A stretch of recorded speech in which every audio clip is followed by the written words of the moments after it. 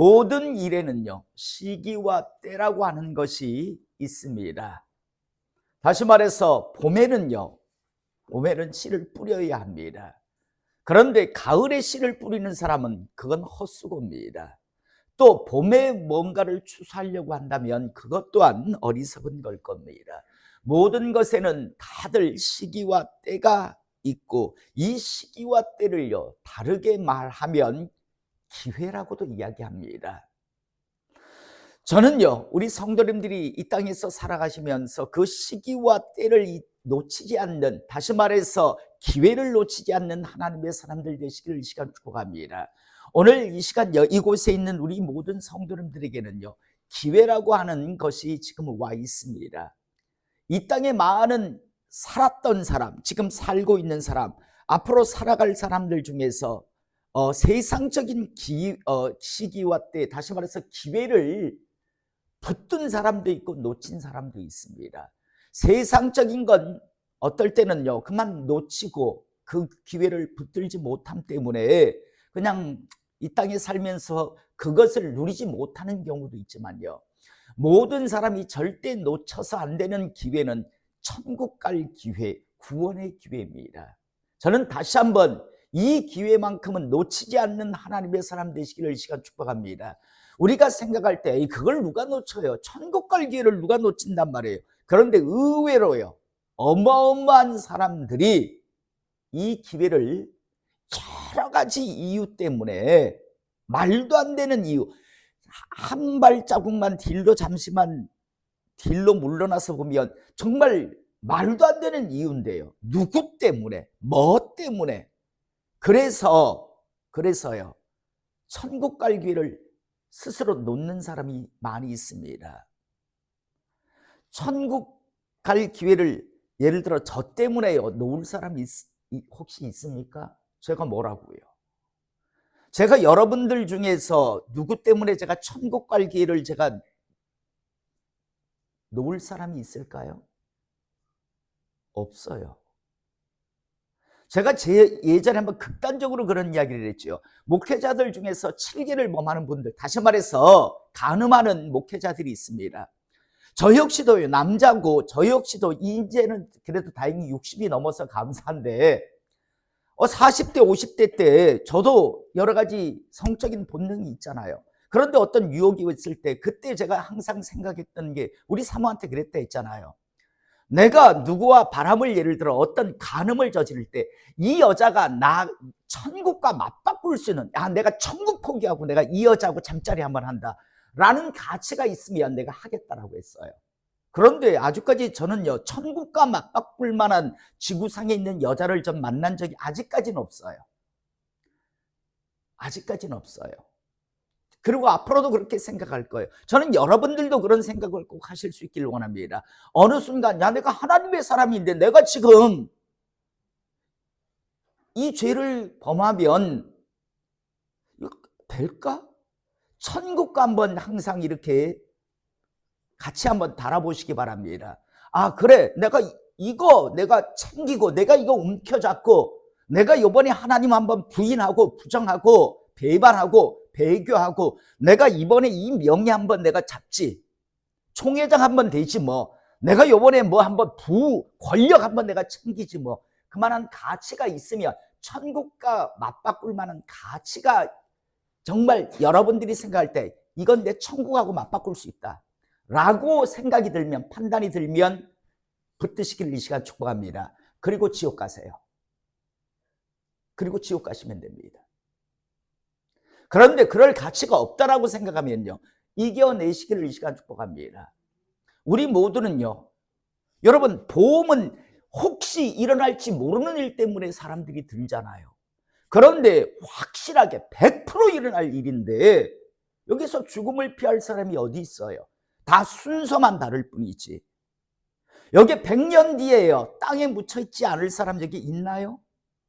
우리 유나도 그때가 되면 107살인데 우리 예린이는 104살이고, 맞나요? 105살인가?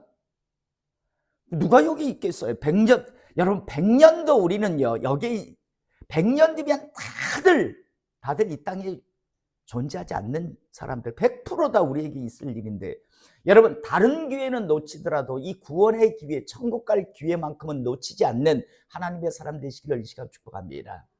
여러분 이사야 55장 6절에 보면 너희는 여호와를 만날 만한 때에 찾으라, 가까이 계실 때에 부르라고 말씀합니다. 기회가 있을 때 만나라고 이야기합니다. 다시 말해서 기회가 있을 때 붙들으라고요. 여러분 기회는 지나가고 나면 내가 언제든지 내가 예수 믿고 싶으면 내가 다시 언제든지 그래 내 지금은 교회 떠난다. 나중에 내가 믿고 싶을 때 숨 껄떡껄떡 넘어갈 때 그때 찾아오면 되지 뭐.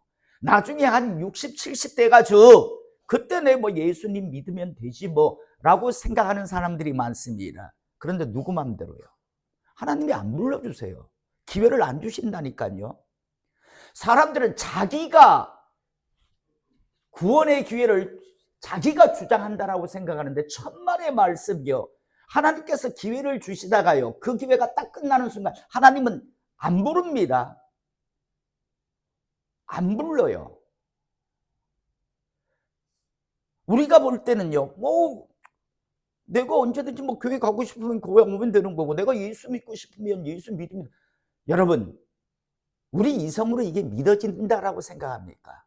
하나님이 은혜를 주셔야 믿어져요. 은혜를 안 주시면 안 믿어져요. 여러분 똑똑한 사람들이요, 오히려 신앙을 갖기가 오히려 더 힘들어요. 저는 다시 한번 다른 기회는 다 놓쳐도요, 천국 가는 기회, 자기 영혼에 100% 있을 일이잖아요. 그 다음에 그냥 물어 돌아가는 게 아니라 천국과 지옥의 세계가, 그 세계는 영원한 세계라니까요. 이 땅에서의 삶은 70 아니면 80, 강건하면 80이에요. 다들 저도 한때요, 축구한다고 운동한다고 젊었을 때지만, 제가 어느 순간요, 사람들하고 환갑진갑이 다 지났어요. 옛날 같으면 완전히 있잖아요. 늙은이 중에서 상늙은이잖아요. 전 이렇게 그대들만 할 때 어른들이 그랬거든. 세월이 빨리 간다고. 난 그래도 이렇게 빨리 갈 줄 몰랐어요.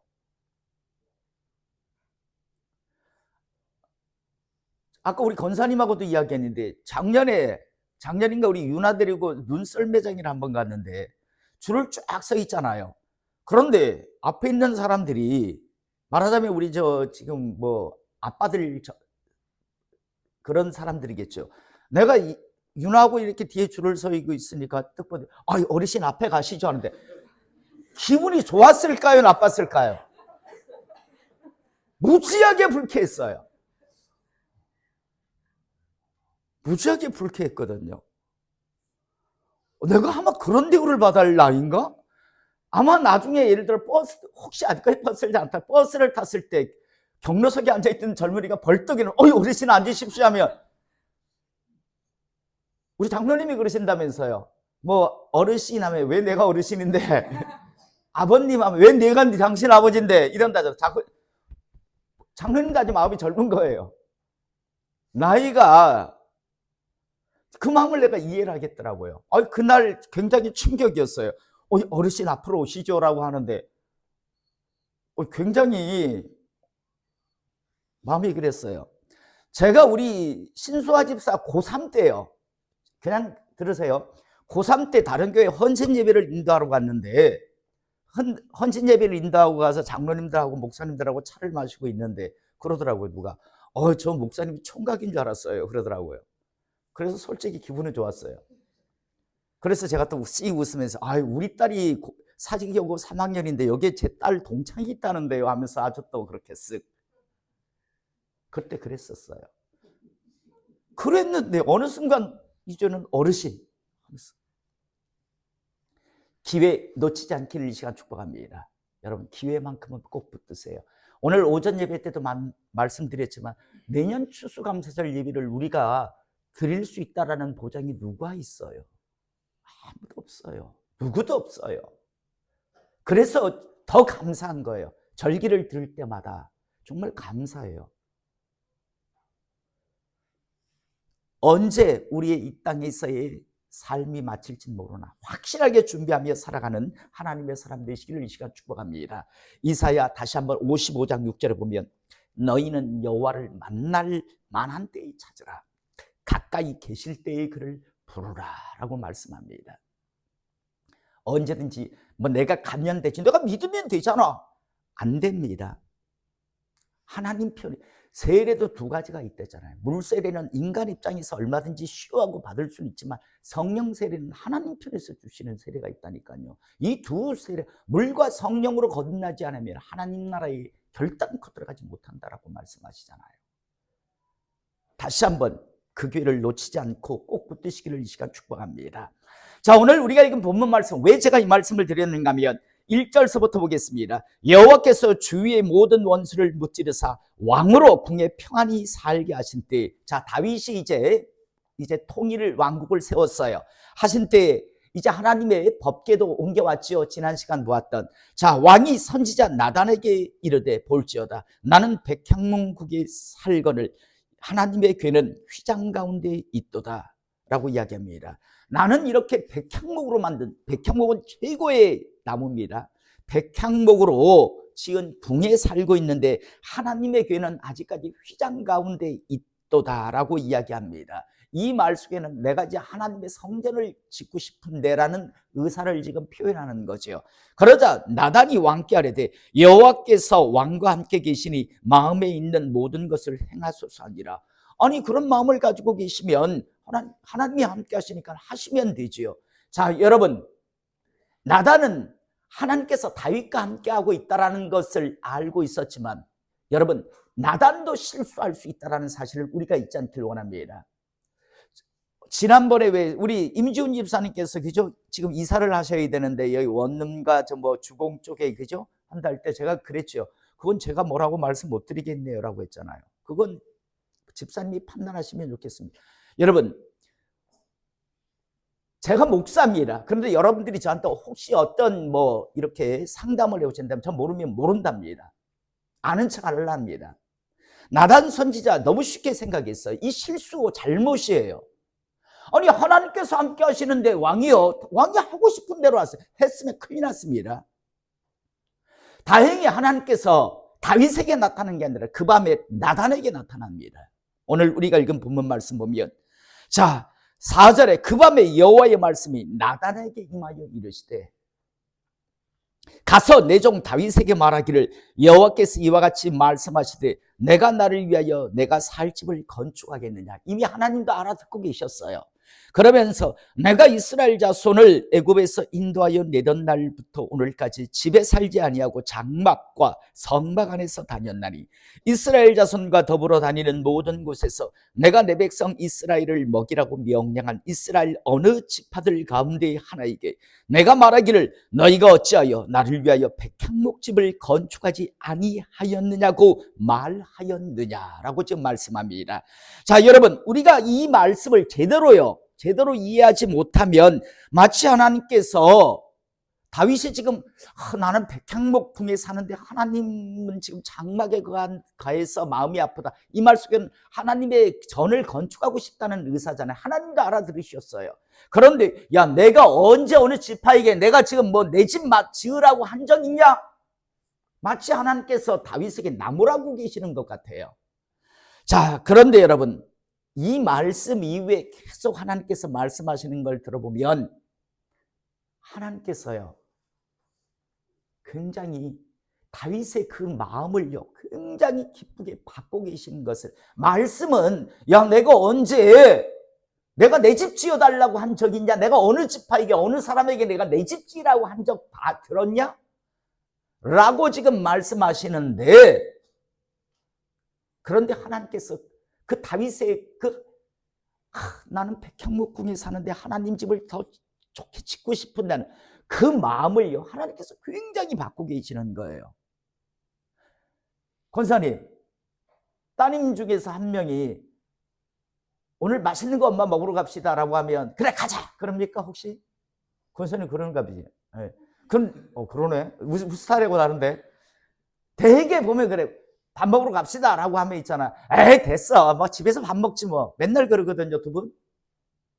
오늘 좀 뭐 좀 맛있는 거 드시러 갑시다 라면 에이 뭐 됐어 집에서 밥 먹으면 되는데 뭐 금방 차리면 되는데 뭐 그래요. 그 마음속에 먹고 싶지 않아서가 아니라 뭐 때문에? 자식이 돈 쓰는 것 때문에. 그래서 제가 항상 그래요. 이 어머님 아버님 밥 사드릴 만한 거는 항상 준비되어 있으니까 갑시다라고 해서 모시고 가거든요. 그런단 말이에요. 에이 뭐 집에서 밥 먹으면 되지 라고 하지만 그러나 기쁘시죠. 저도 싫은 그렇거든요. 자녀들이 어디 밥 먹자면 좋기도 좋으면서 그래서 뭐 대충 먹지 뭐 이런 말이 나가요. 그게 부모 마음이잖아, 그죠? 권사님도 그 의도를 몰랐으니까 그렇게 대답을 했지. 그렇단 말이에요, 되게. 하나님도 지금 마찬가지예요. 하나님에서 제가 참 집을 한번 하나님 성전을 짓고 싶습니다. 야, 내가 언제 내가 집지라고 했냐? 내가 어느 집 합이고 내가 이렇게 장막에 구한다고 성막에 구한다고 내가 언제 이렇게 나 불편하니까 좀 집 좀 지으라고 내가 언제 어느 집 합이고 내가 한 적 있냐? 라면서 마치 별로 안 좋아하시는 것 같은데 그런데 그 이후에 보면 막 다윗에게요 이 말했다고 5가지의 축복을요 나단 선지를 통해서 막 하시는 걸 우리가 보게 됩니다. 이걸 통해서 야 하나님은 기뻐하셨구나. 8절서부터 보면 그러므로 이제 내 종 다윗에게 이와 같이 말하라. 나단 선지자에게 지금 이야기합니다.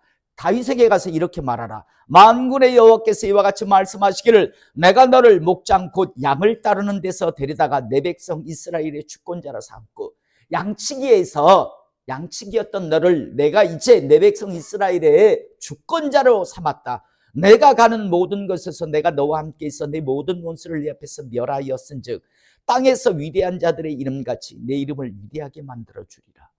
갑자기 하나님께서 야 내가 언제 뭐 집지라고 한 적 있냐? 이렇게 하셔놓고 나다나 다윗에게 가서 말해라 라고 하면서 첫 번째 뭡니까? 내가 네 이름을 위대하게 만들어주겠다. 좋아하시고 있다는 걸 우리가 알게 되잖아요. 첫 번째로 땅에서 위대한 자들의 이름같이 내 이름을 위대하게 만들어주리라 라고 첫 번째 약속을 합니다. 그 다음 두 번째가 10절 11절에 보면 내가 또 내 백성 이스라엘을 위하여 한 곳을 정하여 그를 심고 그를 거주하게 하고 다시 옮기지 못하게 하며 악한 종류로 전과 같이 그들을 해하지 못하게 하여 전에 내가 사사에게 명령하여 내 백성 이스라엘을 다스리던 때와 같이 아니하게 하고 너를 모든 원수에서 벗어나 편히 쉬게 하리라. 예전 사사시대 보면 어떻습니까? 맨날 공격당하면 하나님 하면서 도와달라면 또 하나님이 도와주시고 맨날 그저 힘들었다가 회복되고 힘들었다가 그런데 다윗아 너를 모든 원수에서 벗어나 편히 쉬게 하리라. 내가 너는 사사시대 같은 그런 시대를 만들게 내가 너를 편하게 해주겠다라고 편히 쉬게 하겠다라고 하나님께서 이 말을 제가 자주 하는 표현으로 하나님이 보증지지해서 누구도 너 못 건드리게 하겠다라고 말씀합니다. 그다음 세 번째가 여호와가 또 내게 이르노니 여호와가 너를 위하여 집을 짓고 내 수완이 차서 내 조상들과 함께 누울 때 네가 죽을 때에 내가 내 몸에서 내 씨를 내 뒤에 세워 그의 나라를 견고하게 하리라. 그는 내 이름을 위하여 집을 건축할 것이요 나는 그의 나라 왕위를 영원히 견고하게 하리라. 네가 죽을 때에 네 자녀들에게서 내가 왕위를 물려주게 하고 그리고 그를 통해서 내가 건축하게 할 거다라고 말합니다. 그러면서 나는 그의 나라 왕위를 영원히 견고하게 하리라. 그 왕위가 뭐냐? 여러분 우리가 이후에 남북 이스라엘의 왕좌를 보면요 그 왕 내려가는 거 보시죠. 그런데 호비야 사람아 다 외워? 연하바 일시 오하바람제 다 외우시죠? 그런데 남유다는요 그렇게 위기가 있는데도 불구하고요 계속 다윗의 왕위가 계속 집안 사람 그 자녀들이 왕위를 이어받고 내려갑니다. 그런데 북이스라엘은 완전히 다르죠. 완전히 왕조가 바뀌잖아요. 오므리 왕조 뭐 이래가지고 왕조가 쑥쑥 바뀌어버리 나가잖아요. 멸문지하를 당해버리고 또 다른 집안이 왕위를 이어받아가지고 또 내려가다가 또 멸문지하 당하고 또 새로운 집안이 또 왕위를 이어. 근데 남유다는 안 그래요. 계속 비록 부족하고 연약할지라도 싹싹 그 왕위가요 계속 내려갑니다. 끊기지 않게 해요. 하나님이 그 약속을 그대로 지켜주십니다. 그 다음 네 번째, 나는 그에게 아버지가 되고 그는 내게 아들이 되리니 그가 만일 죄를 범하면 내가 사람의 매와 인생의 채찍으로 징계하려니와 내가 내 앞에서 물러나게 한 사울에게서 내 은총을 빼앗은 것처럼 그에게서는 빼앗지는 아니하리라. 여러분, 솔로몬이요 왜 왕위를 안 빼앗겼는가 하면 다윗 때문이라고 제가 항상 말씀드리잖아요. 여러분, 솔로몬은요 온 이스라엘을 우상천지 만든 사람입니다. 솔로몬은요. 그런데도 따지고 보면 사울 왕보다 오히려 솔로몬이 더 악해요. 그런데도 솔로몬에게서 그 왕위를 갖다가 빼앗아 버리지 않는 이유가 뭘까요? 다윗에게 하나님 나중에 솔로몬에게 말해요. 내가 네 아비 다윗과의 약속 때문이라고 말씀해요. 내가 네 아비 다윗과의 약속 때문이라고 말씀을 하세요. 하나님께서는 지금 이 네 번째 약속을 합니다. 내가 내 앞에서 물러나게 한 사울에게서 내 은총을 빼앗은 것처럼 그에게서는 빼앗지는 아니하리라. 아무리 잘못해도 왕위를 빼앗지는 아니하겠다라고 합니다. 그리고 잘못할 때마다 내가 이제 사람의 매와 인생의 채찍으로 징계는 할 거다. 그렇지만 왕위를 사울 왕의 집안같이 빼앗아 버리지는 않겠다라고 네 번째 약속을 주십니다.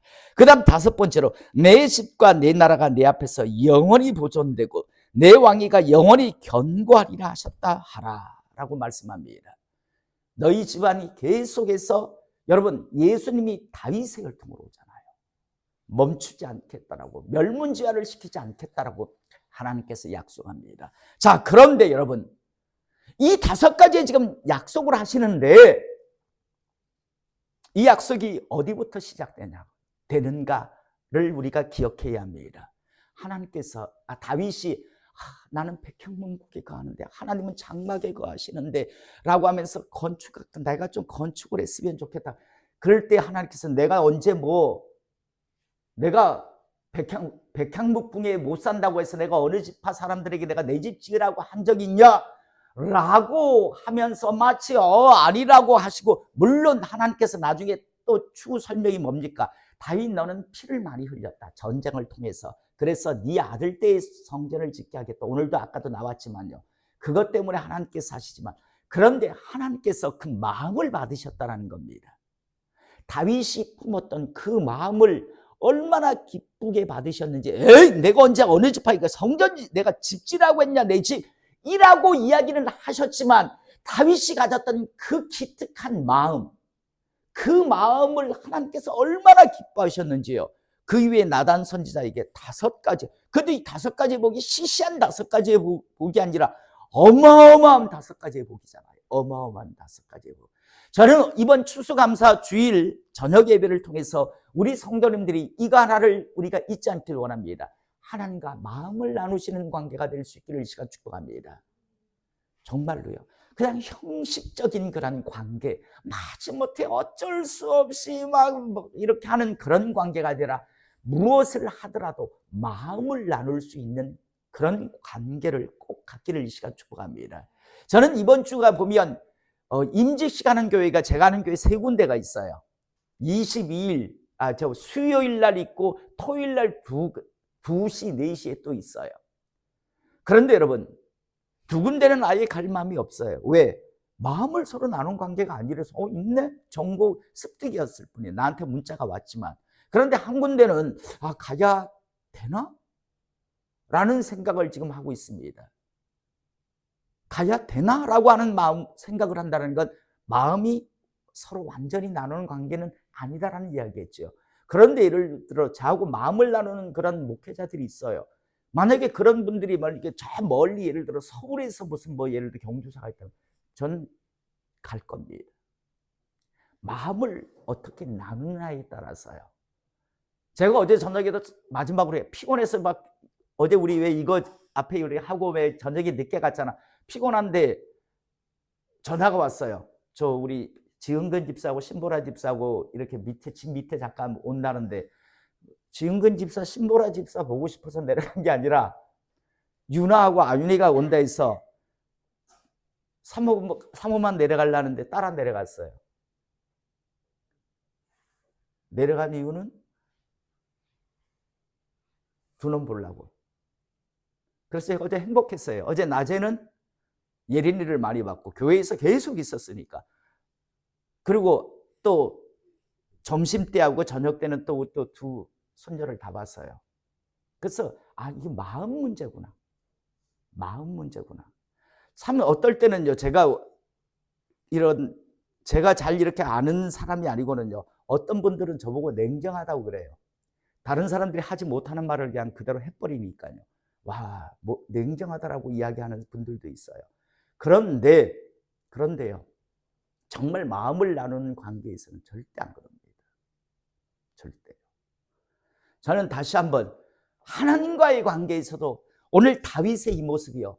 다윗이 뭐 대단한 거 이야기한 게 아니라 나는 백향목국이 나는 좋은 집에 사는데 하나님은 저게 천막에 사시는데 저게 너무 마음이 아파라고 했는데 하나님이 그래 지어줘 이게 아니라 야 뭐 쓸데없는 생각을 하고 있어 이런 식으로 한 것 같은데 그런데 나단 선지자에게는 막 야 가서 다윗에게 이야기해줘라 라고 하면서 5가지 어마어마한 복을 지금 약속하시는 걸 보게. 그리고 그 약속은 그대로 다윗 삶이 이루어집니다.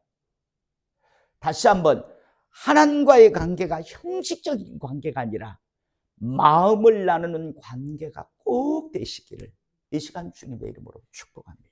기도하시겠습니다.